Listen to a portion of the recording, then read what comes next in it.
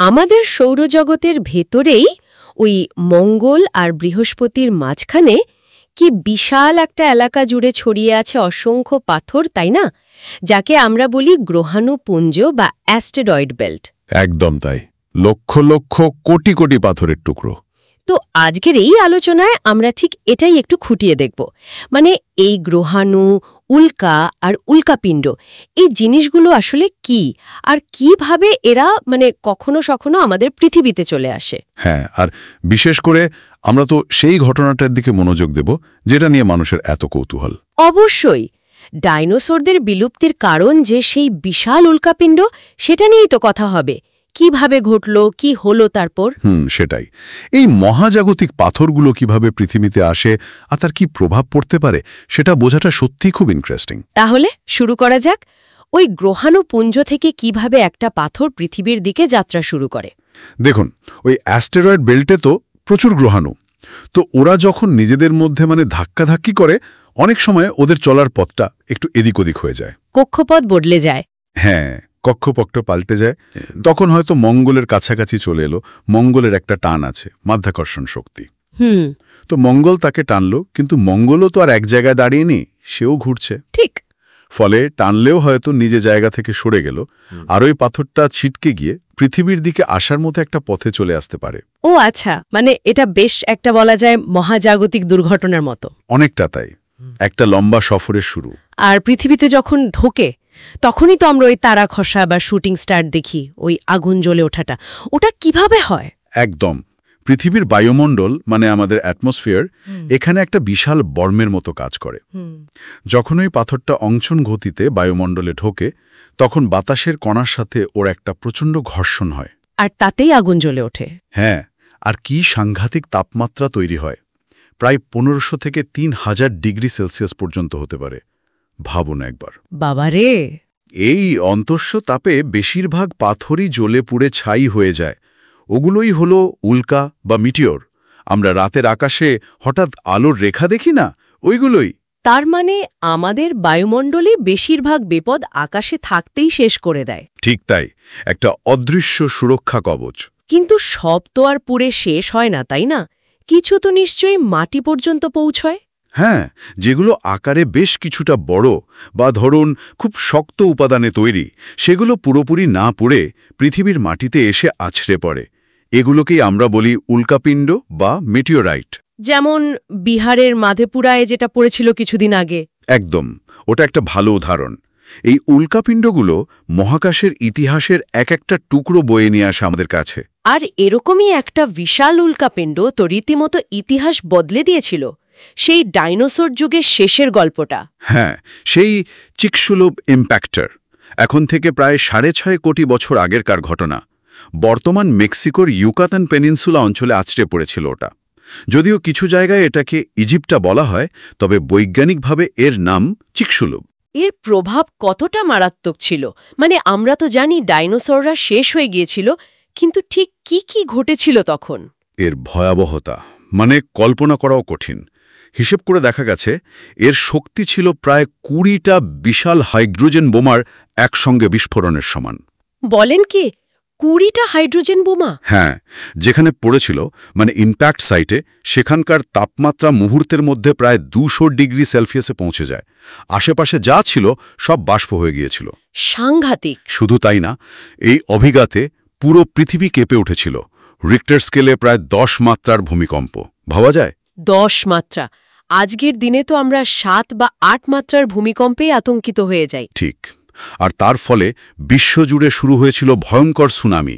এমনকি বহু দূরের আগ্নেয়গিরিগুলো এই অভিঘাতের ফলে জেগে উঠেছিল, অগ্নুৎপাত শুরু করে দিয়েছিল। তার শুধু এক জায়গায় আছড়ে পড়া নয়, এর প্রভাব পড়েছিল গোটা পৃথিবীতেই। একদম, সরাসরি আঘাতে আর তাপে তো প্রচুর প্রাণী মারা গিয়েছিলই। তারপর আকাশ ঢেকে গিয়েছিল ধুলো আর ছায়ে। দিনের পর দিন সূর্যের আলো পৃথিবীতে পৌঁছাতে পারেনি। ফলে গাছপালা সব মরে গিয়েছিল। হ্যাঁ, গাছপালা মরে গেল, তৃণভোজী ডাইনোসরদের খাবার শেষ, তারা মারা গেল। তারপর মাংসাশী ডাইনোসরদেরও খাবার জুটল না। একটা বিরাট খাদ্য শৃঙ্খল ভেঙে পড়ল। আর তার জেরেই বেশিরভাগ ডাইনোসর আর বড় প্রাণী বিলুপ্ত হয়ে গেল। ঠিক, কেবল খুব ছোট ছোট কিছু প্রাণী, যেমন ধরুন ইঁদুরের মতো, যারা মাটির নিচে গর্তে থাকত বা খুব অল্প খাবারে বেঁচে থাকতে পারত, তারাই কোনো ক্রমে টিকে গিয়েছিল। তার মানে এই একটা উল্কাপাত শুধু ডাইনোসরদের যুগ শেষ করেনি, পৃথিবীর ভূগোলেও কি এর কোনো প্রভাব পড়েছিল? অবশ্যই বিরাট প্রভাব পড়েছিল। এই অসম্ভব অভিঘাত পৃথিবীর ভেতরের টেকটনিক প্লেটগুলোকে নাড়িয়ে দিয়েছিল।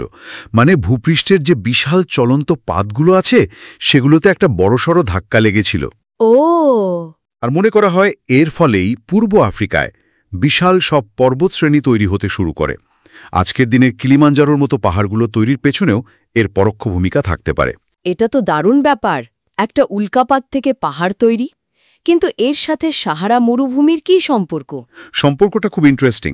ওই যে পর্বতমালা তৈরি হলো পূর্ব আফ্রিকায়, তার ফলে ওই অঞ্চলের জলবায়ুর একটা বড় পরিবর্তন এলো।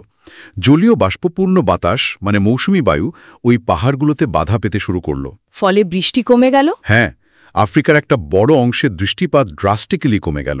ধীরে ধীরে ওখানকার সবুজ প্রকৃতি শুকিয়ে যেতে শুরু করল, আর এভাবেই তৈরি হলো আজকের সাহারা মরুভূমি। তার মানে একটা উল্কাপাতের পরোক্ষ প্রভাবে বিশাল একটা মরুভূমি তৈরি হলো। আর মানব বিবর্তনের সাথে এর কোনো যোগসূত্র আছে? আছে তো। মনে করা হয় আফ্রিকান জঙ্গল কমে গিয়ে যখন এরকম খোলা শুষ্ক তৃণভূমি তৈরি হলো, তখন আমাদের পূর্বপুরুষ, মানে ওই প্রাইমেট বা বানর জাতীয় প্রাণীরা, গাছ থেকে মাটিতে নামতে বাধ্য হয়েছিল।